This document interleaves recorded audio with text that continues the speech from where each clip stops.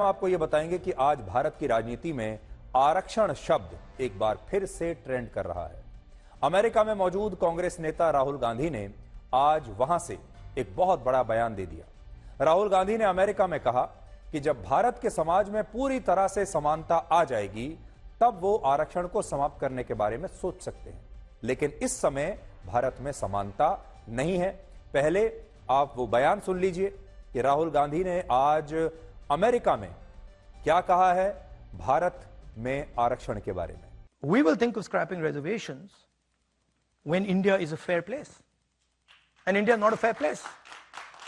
Now, that creates a problem because there are many people who come from the upper caste, right, who say, look, what have we done wrong? Right? Why are we being punished? You think about involving many more people in the governance of our country. I don't think any of you are ever going to become Adani or Ambani.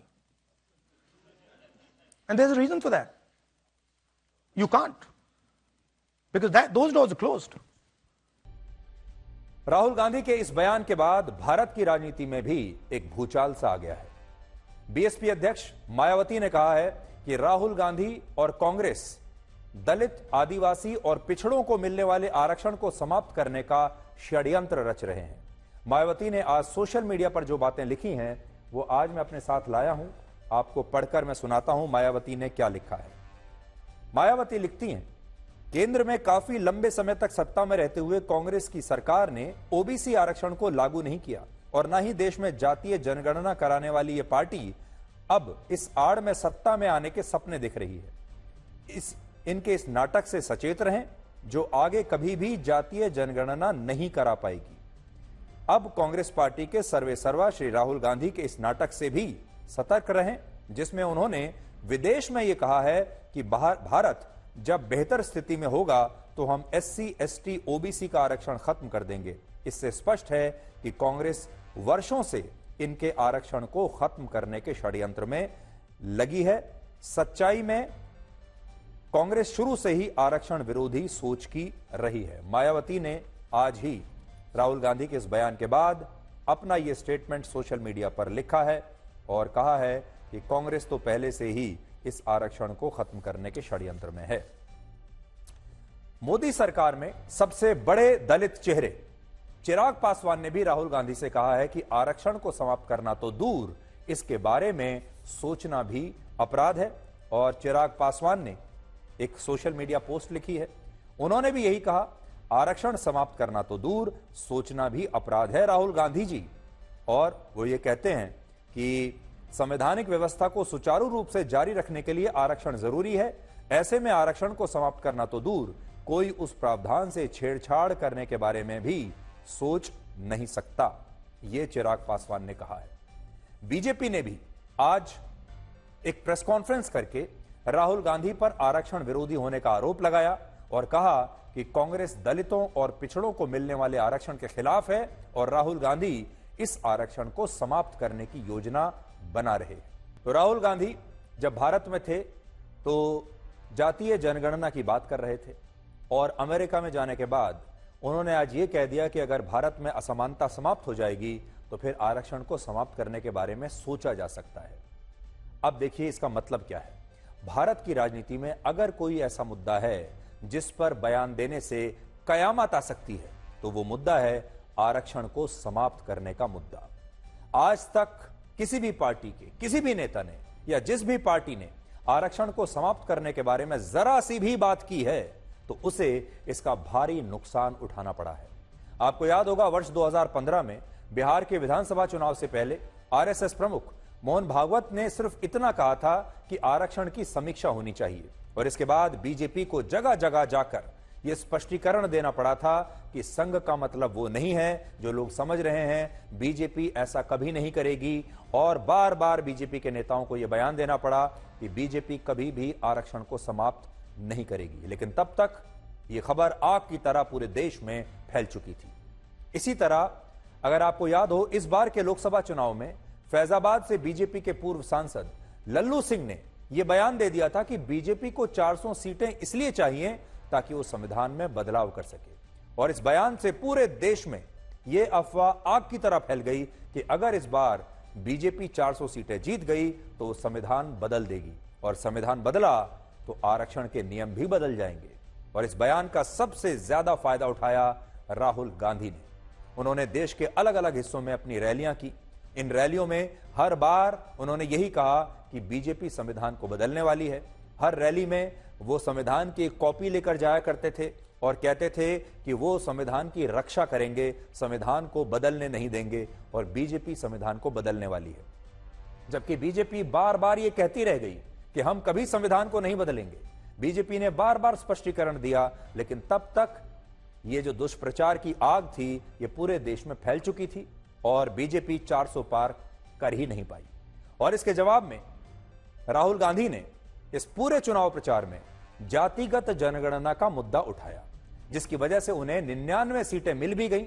और राहुल गांधी आजकल बहुत खुश है और उन्हें लगा कि उनका जाति का ये जो कार्ड है ये चल गया, और इसकी वजह से उनकी सीटों की संख्या बढ़ गई और बीजेपी 240 पर अटक गई। यानी वो समझ गए कि इस देश में अगर राजनीति में सफलता पानी है तो ये जाति का जो कार्ड है ये खेलना बड़ा आवश्यक है, और वो इस फॉर्मूले को समझ गए। अब हम उस दावे का फैक्ट चेक करेंगे जिसमें यह कहा जा रहा है कि अगर वक्फ बोर्ड पर आने वाला बिल देश की संसद में पास हो गया तो केंद्र सरकार मुसलमानों से उनकी मस्जिदों को छीन लेगी, मदरसे, दरगाह और कब्रिस्तान की सारी जमीनों को छीन लिया जाएगा, और वक्फ बोर्ड की सभी संपत्तियों पर भारत सरकार का कब्जा हो जाएगा। यानी वक्फ का वक्त समाप्त हो जाएगा। अल्पसंख्यक मामलों के मंत्री किरण रिजिजू और बीजेपी सांसद निशिकांत दुबे ने सोशल मीडिया पर एक वीडियो शेयर करके यह आरोप लगाया है कि कुछ लोग मुसलमानों के बीच, भारत के मुसलमानों के बीच ये अफवाह फैला रहे हैं कि वक्फ बोर्ड का बिल मस्जिदों और कब्रिस्तान की जमीनों पर कब्जा करने के लिए लाया गया है, जबकि मोदी सरकार के बिल में ऐसा कोई प्रावधान है ही नहीं।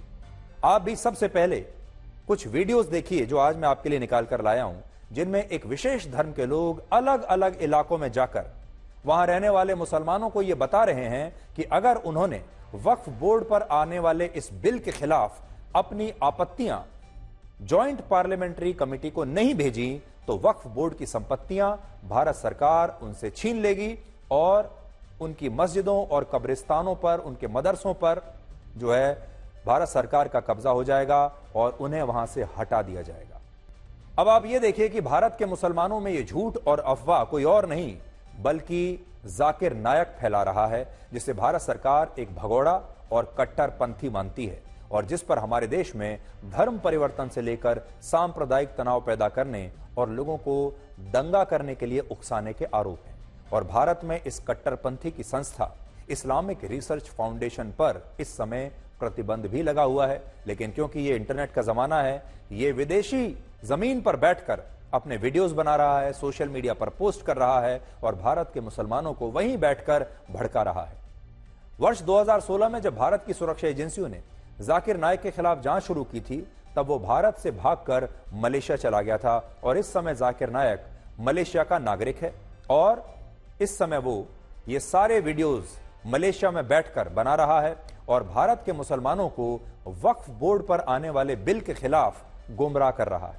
और उसने कहा है कि भारत में लगभग 21 करोड़ मुसलमान रहते हैं, जिनमें से 50 लाख मुसलमानों ने भी अगर वक्फ बोर्ड के बिल के खिलाफ अपनी आपत्तियां ज्वाइंट पार्लियामेंट्री कमेटी को भेज दी तो मोदी सरकार इस बिल को लागू नहीं कर पाएगी और मुसलमानों की मस्जिदों और उनके कब्रिस्तान और उनकी जो बाकी संपत्तियां हैं वो सब बच जाएगा, उनके मदरसे बच जाएंगे। यानी जाकिर नायक ने भारत के मुसलमानों को एक टारगेट दिया है, एक संख्या दी है और कहा है कि कम से कम 50 लाख आपत्तियां ज्वाइंट पार्लियामेंट्री कमेटी तक पहुंचनी चाहिए।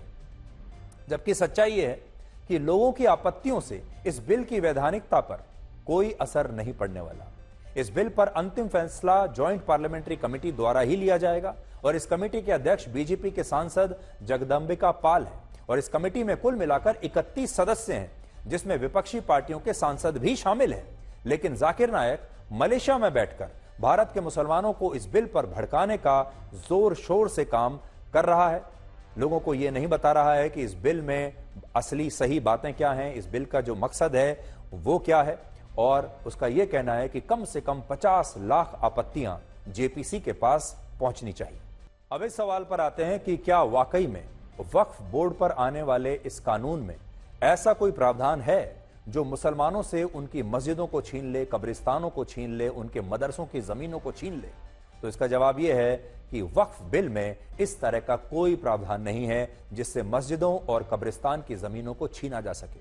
हमारे जो इस्लाम धर्म को मानने वाले दर्शक हैं, हमारे देश के जो मुसलमान हैं, जो इस समय हमें देख रहे हैं, हमारे मुसलमान दर्शक, ये खास तौर पर उनके लिए हम बता रहे हैं कि उन्हें पता होना चाहिए कि इस बिल में क्या क्या प्रावधान है ताकि उन्हें कोई गुमराह ना कर सके। वक्फ कानून में सरकार ने कुल मिलाकर 44 बदलाव किए हैं, जिनमें एक संशोधन यह भी है कि अगर किसी सरकारी जमीन पर वक्फ बोर्ड अपना दावा करता है तो ऐसे मामलों में जिला कलेक्टर को एक रिपोर्ट तैयार करनी होगी और बताना होगा कि उस जमीन पर असली दावा किसका बनता है।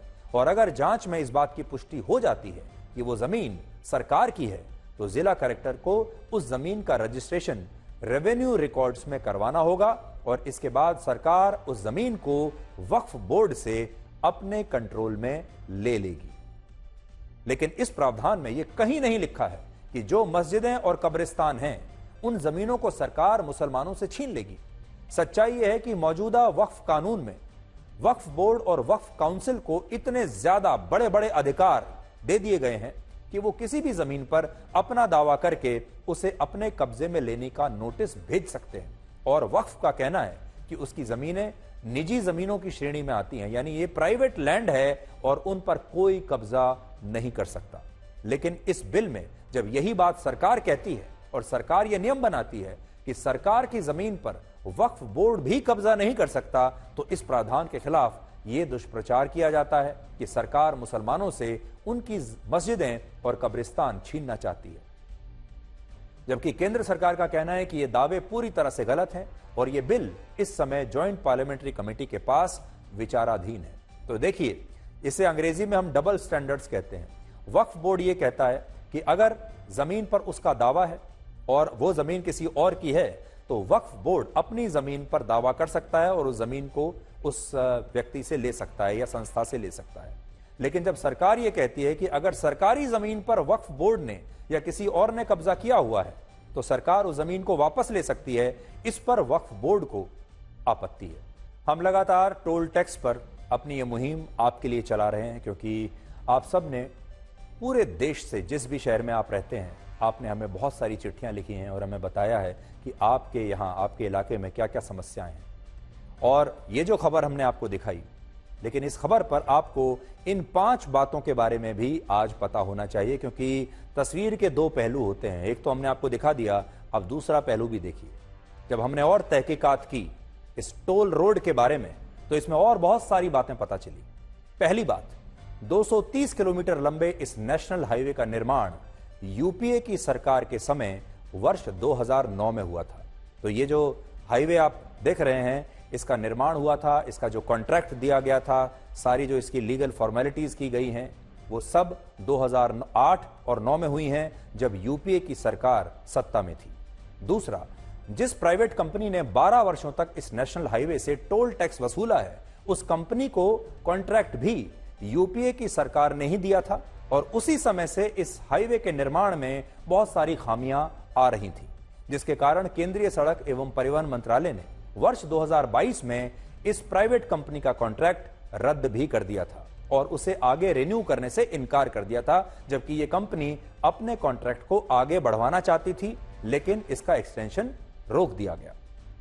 तीसरी बात, कुछ स्थानों पर यह हाईवे 6 लेन का इसलिए नहीं बन पाया क्योंकि हरियाणा और राजस्थान की राज्य सरकारें इसके लिए सरकारी जमीन का अधिग्रहण नहीं कर पाई और जब जमीन मिली ही नहीं, जमीन का अधिग्रहण नहीं हुआ, तो हाईवे को 6 लेन का बनाने का काम अधूरा ही रह गया, जो हमने अपनी रिपोर्ट में आपको दिखाया भी है।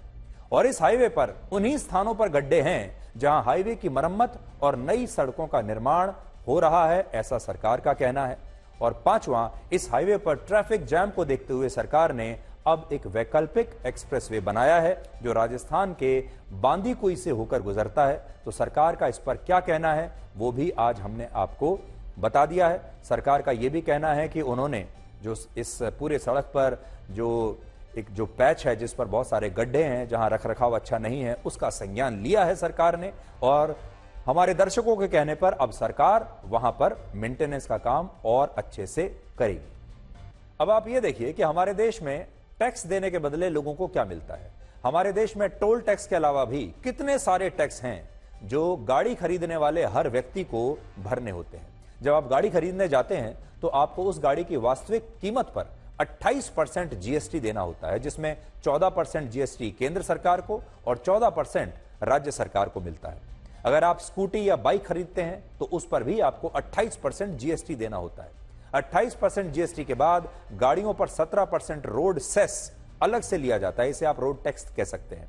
और 1% टैक्स टीसीएस के रूप में भी आपको देना होता है, जिसे हम टैक्स कलेक्टेड एट सोर्स कहते हैं।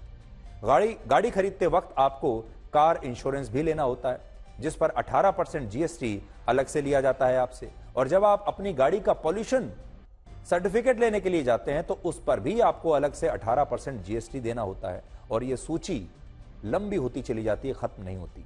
इस सब के बाद जब आप अपनी गाड़ी में पेट्रोल डीजल डलवाते हैं तो उस पर भी ज्यादातर राज्यों में 30 से 50% एक्साइज ड्यूटी और वैट लगता है। और ये वैट राज्य सरकारें आपकी जो हैं वो आपसे वसूलती हैं। इसके बाद आपको कार की सर्विस कराने पर हर बार 18% जीएसटी अलग से देना होता है। अगर किसी हाईवे पर टोल टैक्स देने के बाद खराब सड़क और गड्ढों के कारण आपकी गाड़ी खराब हो जाती है, उसे ठीक कराने का टैक्स जब आप देते हैं उस पर भी। अगर आपका टायर खराब हो जाए इन सड़कों की वजह से तो नया टायर खरीदने पर भी 28% जीएसटी देना होता है। और अगर दुर्भाग्यवश किसी व्यक्ति का इन सड़कों पर एक्सीडेंट हो जाए तो उसे अपने इलाज के लिए दवाइयां खरीदनी पड़ती हैं, अस्पताल में इलाज कराना पड़ता है। उन दवाइयों पर भी 5 से 12% टैक्स देना होता है। और इतना टैक्स देने के बाद भी इसकी कोई गारंटी नहीं कि आपको जो सड़कें चलने के लिए मिल रही हैं वो सड़कें अच्छी होंगी और उन पर कोई गड्ढे नहीं होंगे।